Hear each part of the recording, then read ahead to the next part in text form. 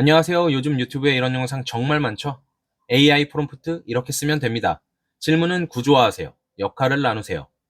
실제 컨텐츠 봤을 때까지만 해도 앞으로 AI 잘 쓸 수 있을 것 같은데 하고 생각하게 되죠. 근데 실제 업무에 쓰려고 하면 잘 생각나질 않아요. 질문의 목적은 무엇인지, 그래서 내가 무슨 답변을 받으려고 하는지, 그래서 어떻게 AI한테 질문해야 하는지, 그렇게 고민하다 결국 적당한 질문을 던지게 됩니다. GPT로 예를 들어 보겠습니다. 하반기 스킨케어 신제품을 출시하고 싶어. 시장 조사와 아이디어를 제안해줘.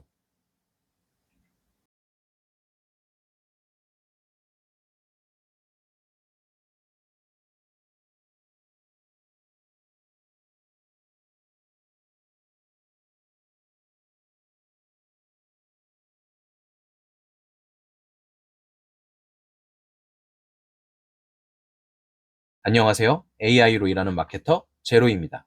오늘 영상에서는 질문을 혼자 고민하지 않아도 되게 만드는 구조를 보여드리고 그 방법을 여러분들께 공유 드리도록 하겠습니다.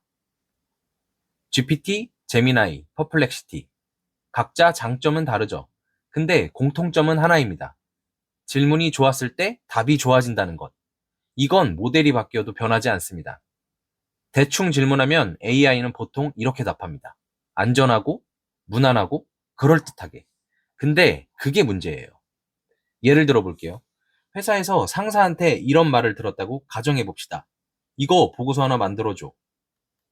그런데 목적은 뭔지, 누구한테 보고하는 건지, 분량은 어느 정도인지, 참고해야 할 자료는 있는지, 언제까지 필요한지, 아무 말도 안 해줘요. 그럼 우리는 보통 이렇게 만들죠. 무난하고, 안전하고, 틀릴 일 없는 자료로. 그렇다 보니 결과는 늘 똑같습니다. 아, 이건 아닌 것 같은데. AI에게 질문하는 것도 똑같아요.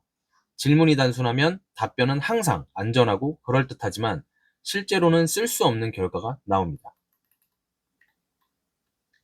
그래서 제가 내린 결론은 이거였습니다. AI에게 항상 좋은 질문을 할 수 있는 구조를 만들자. 제가 이 프롬프트를 만든 이유를 말씀드릴게요. 저는 현재 한 기업의 마케팅 본부장으로 근무하며 인하우스 AI 강의는 물론 외부 강사로 활동하면서 다양한 직무의 실무자분들을 교육했습니다. 마케터, 기획자, 영업, 제품 개발자, 정말 다양했어요. 교육할 때는 다들 이렇게 말합니다. 와, 이거 바로 써먹을 수 있겠는데? 이거 알면 업무 빨라지겠는데요? 그래서 사실 사내 임직원 교육할 때는 기대감도 컸습니다. 이제 진짜 업무에 AI를 적극적으로 활용해서 조금 쉽고 빠른 업무 형태가 생겨날 것이라고요. 근데 교육이 끝나고 업무로 돌아가면 대부분 다시 예전 방식으로 돌아갑니다. AI를 안 쓰는 건 아니에요. 가끔은 써요. 근데 계속 쓰지 않습니다. 습관이 되지 않았거든요. 그때 깨달았습니다. 교육은 지식은 주지만 습관을 만들어주지 않는다는 걸요. 이건 사람들이 게을러서도 아니고 의지가 약해서도 아니고 그냥 바빠서 생각할 여유가 없어서 그런 걸로 저는 생각했습니다. 그래서 저는 다른 방향으로 접근해 보기로 했습니다. 프롬프트를 더 잘 쓰는 법을 계속해서 알려주는 것이 아니라 아예 안 쓰기 어렵게 만드는 구조를 만들자. 그 과정에서 프롬프트 강의 영상도 정말 많이 봤고요. GPT, 제미나이, 퍼플렉시티, 가이드도 비교했고 실무분들하고 계속해서 질문을 통해 테스트하고 계속해서 저의 프롬프트를 수정, 보완했습니다. 그래서 정리한 포인트는 AI에게 역할을 주고 단계를 강제하고 출력 기준을 명확히 하라는 것. 핵심은 AI가 한 번에 답하지 못하게 만들어라입니다. 역할을 나눠준 이유는 관점을 분리하기 위해서고, 단계를 강제한 이유는 사고를 건너뛰지 못하게 하기 위해서고, 출력 기준을 명확히 하라는 건 그럴듯한 말로 도망가지 못하게 하기 위해서입니다. 한 문장으로 요약하면 이겁니다. 좋은 답은 좋은 문장에서 나오는 게 아니라 좋은 질문 구조와 사고 과정에서 나온다는 걸요. 그래서 제가 만든 게 이겁니다. 이 프롬프트 안에서는 AI가 하나의 역할로 움직이지 않습니다. 먼저 기획자 역할이 나옵니다. 이 질문의 목적은 무엇인가? 이 질문으로 어떤 결론을 내려야 하는 건가? 그 다음 실무자 역할이 나옵니다. 이 전략, 실제로 실행 가능한가? 리소스가 부족하면 어디서 맡기는가? 그 다음은 관리자 역할입니다. 관리자의 역할은 이 선택의 리스크는 무엇이지? 실패하면 감당 가능한 수준인가? 그리고 마지막으로 검증자 역할이 나옵니다. 이 검증자는 이 답이 너무 안전한 말로 도망가는 건 아닌지, 가정이 틀리면 결과가 어떻게 무너지는지를 분석하게 됩니다. 이 질문들이 전부 통과되기 전까지 프롬프트는 답을 내지 않습니다.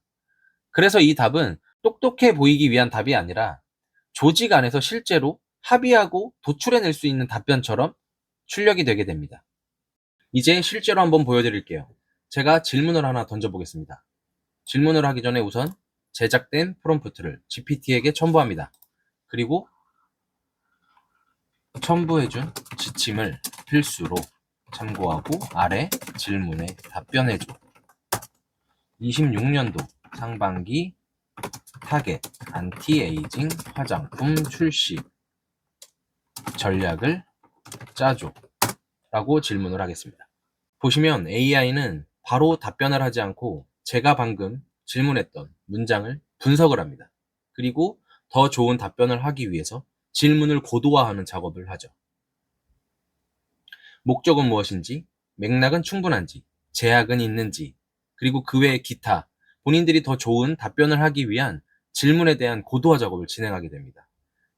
출시 국가는 무엇인지, 타겟은 누구인지, 브랜드가 갖고 있는 자산이 있는지, 경쟁사는 어떻게 설정되었는지, 가격대, 출시 희망월 등 역질문이 나오기 시작을 합니다. 그럼 이에 맞는 답변을 해주면 됩니다. 출시 국가는 한국, 네이버, 30대 여성이고 그 외 나머지 답변하기 어려운 부분들은 제안해달라고 하면 됩니다. 브랜드 자산은 더마 화장품 브랜드입니다. 경쟁사도 제안해주세요.